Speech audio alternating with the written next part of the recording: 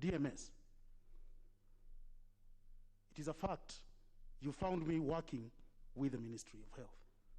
I was a supplier there as a private entity. You can remember those years. It is a long time.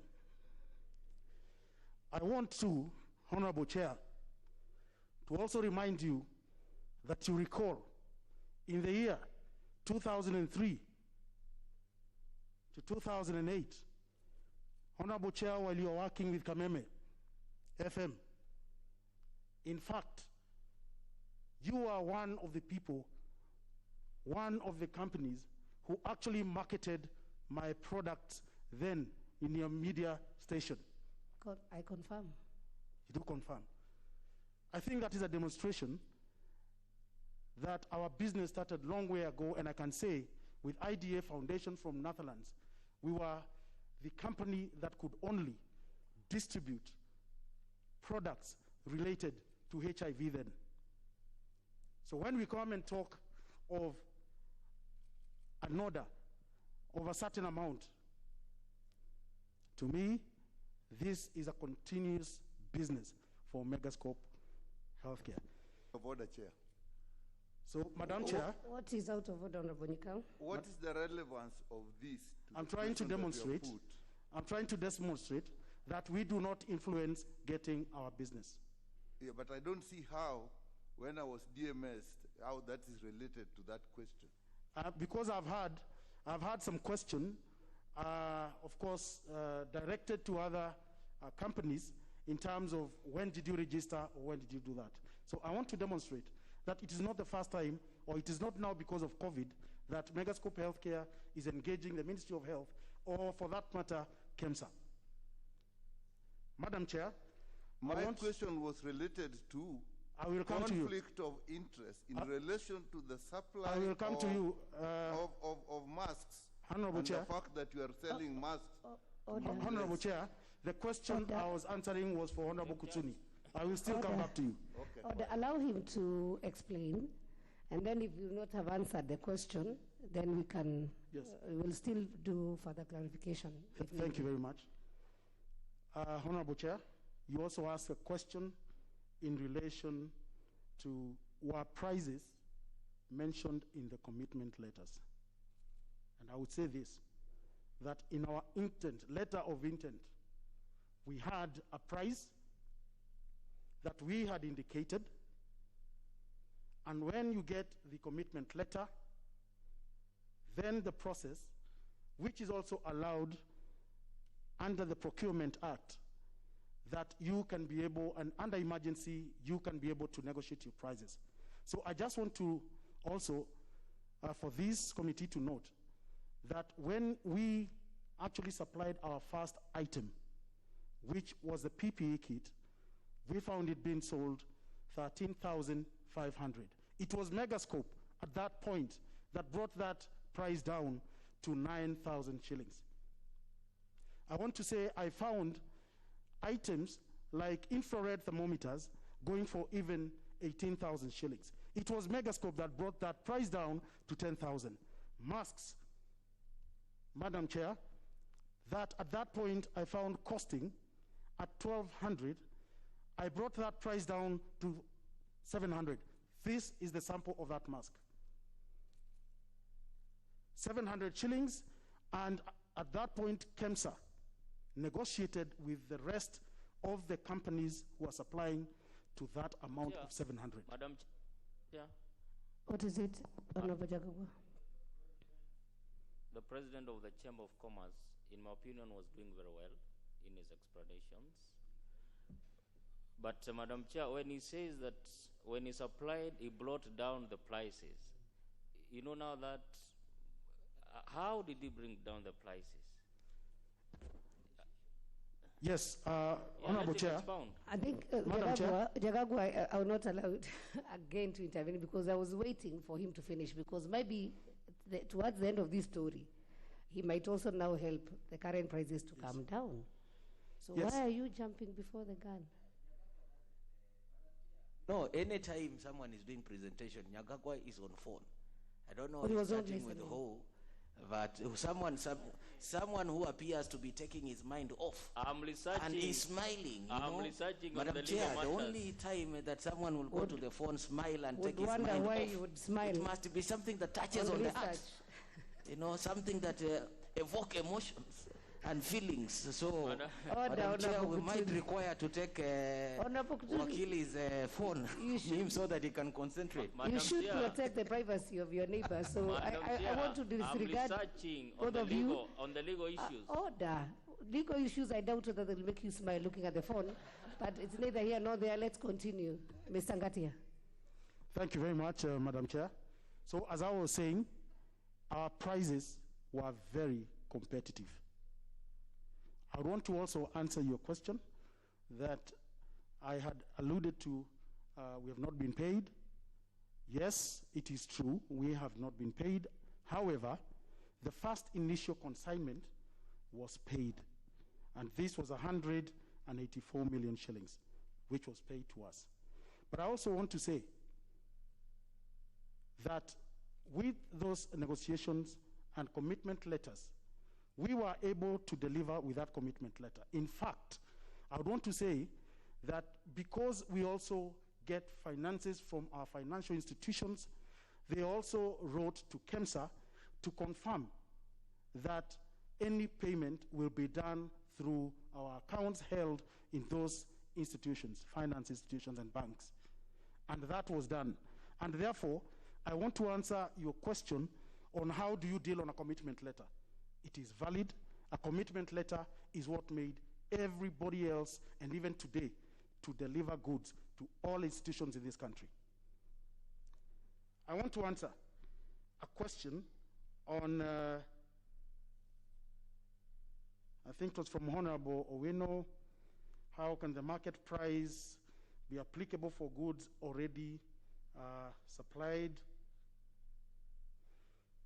Now, again, the prices we declared then on our intent letter and what we indicated in our tender document, those prices were negotiated downwards by the committee of KEMSA and ourselves as Megascope, and therefore the prices that were indicated in the tender document, if we indicated 9,500 for a PPE kit, it was brought down to 9,000 shillings.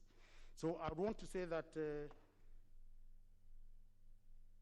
yes, the commitment letter is valid as well. Then there is Honorable Nikal. Now I come to you with your question. And your question is, Megascope leading process, face masks to vulnerable groups. Why does then the cost of masks very costly as opposed to the masks which will be sold by KNTCI? I want to confirm to you, Madam Chair, and to Honorable Nikal, that we have never sold reusable masks, and these are different types of the masks we sell. We do sell medical masks, and I believe because you're a medic, you know the difference of reusable masks and also medical supplies, medical masks as well. And this we are talking of KN95, KN99, what Megascope delivered. There is no relation with a reusable mask. The prices are totally different from reusable mask and those two masks I'm talking about. There's also a question, I think Honorable Captain Ruida. You talked about conflict of interest. We as the Kenya National Chamber of Commerce and Industry, remember we are in business. All our members are private sector, are business people. Megascope Healthcare is also a member of the Kenya National Chamber of Commerce and Industry. And there is no way there is a conflict between how we want to support our members, how we want to support the informal sector by getting opportunities for them to supply. I would want to understand how there is a conflict of interest when the chamber, and we are mandated to negotiate for our members, we are mandated under the pillar of advocacy to make sure we advocate for our members to get business and opportunities that are available. We also make sure that we also include them on financial inclusion. And therefore, I don't see any conflict of interest, because what we are doing here is not the chamber that is buying and not the chamber is selling. We are supporting our members, and that is our mandate. And therefore, we are negotiating on their behalf, like we always do. Earlier on, I mentioned all the companies we have been working with. Equity Bank, 200 billion has been put aside to be given to the Kenya National Chamber of Commerce and Industry in terms of making sure our members' SMEs will benefit. So there's no conflict of interest at all. And again, Megascope Healthcare has always been doing this business, not only in Kemsa, but across the country. There's the question also to Honorable Adagala Tenderworth. I think you asked about the interests. The interest, yeah, you asked about there's an interest of media and Twitter. Of course, there must be that interest. I'm the chamber president. And also,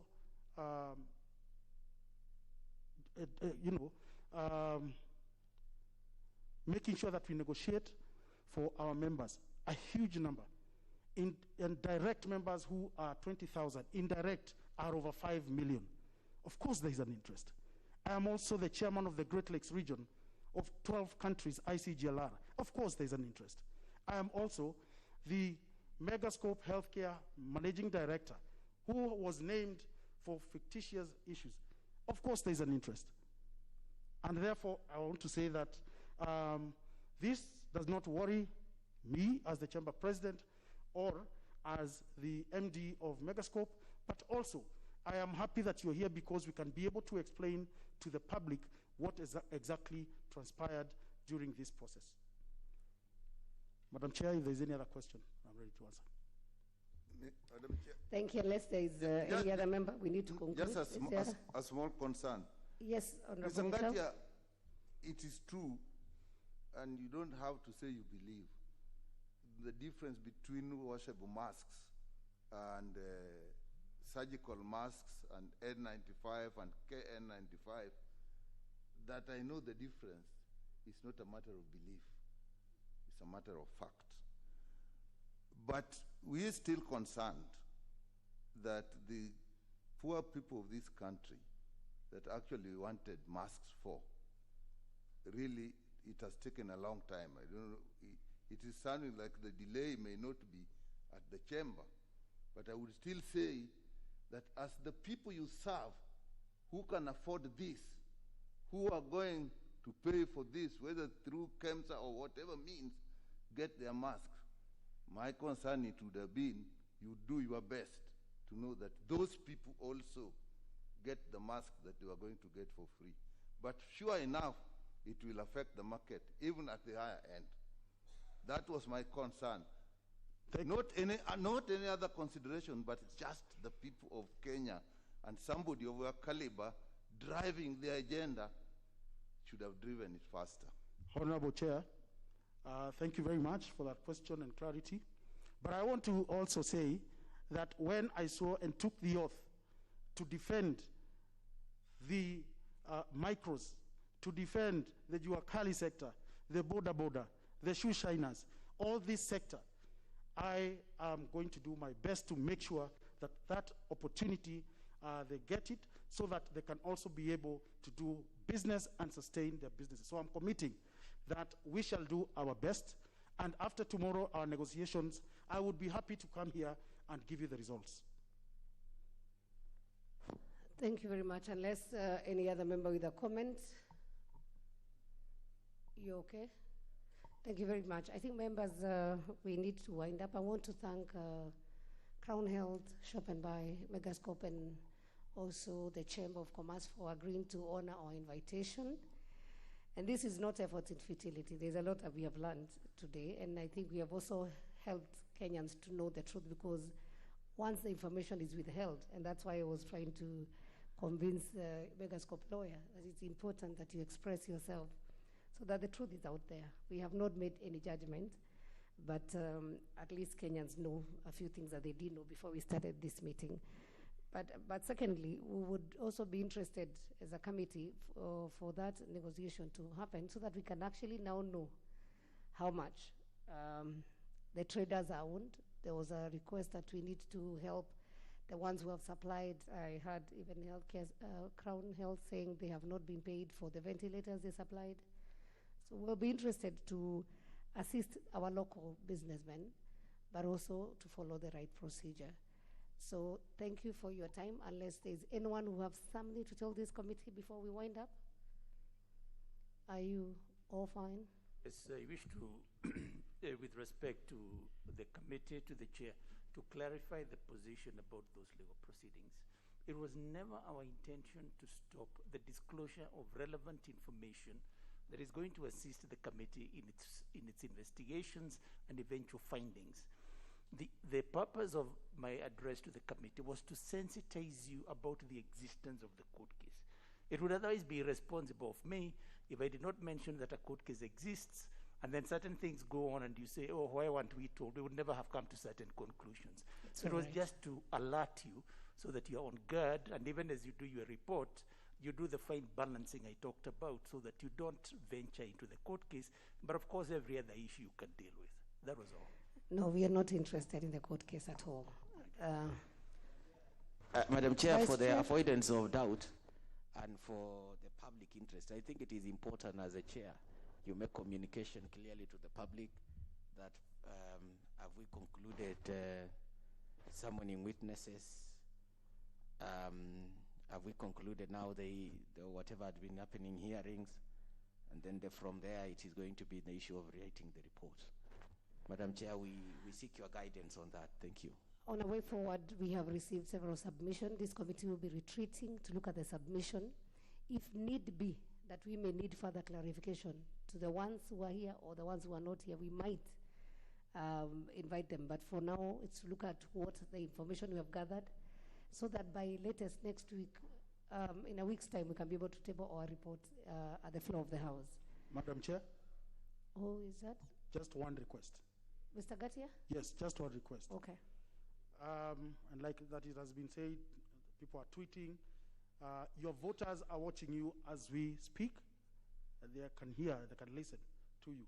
My request is this honorable committee. Will you support the chamber to support the MSMEs? That is my request to you. So that even the Ministry of Education, because they require these masks, as schools open, let these local manufacturers be considered. That is my request to you. Thank you. Just for your information, the president of the chamber, is that these are the same people who are our voters. So even before you brought your issue, we would be so much interested in supporting the SMEs. We would be so much interested in supporting the local manufacturers. But as I said, let's make sure that we give quality. I think time is of essence, value for money. All those things must be looked at. But I thank you so much. Members, enjoy your evening. To our visitors, at least you have a feel on how it feels to be a member of parliament. You have sat on those red chairs. So have a good evening. Madam Chair, if I can add something, please. I know time is of the essence. I must confess that when I first came to this August House, I was quite scared. Just to add on, Madam Chair, that as my colleague Mr. Gatias has mentioned, sometimes there is victimization in the media. I would like to state that the work we've done with KEMSA is 0.1% of our revenue last year.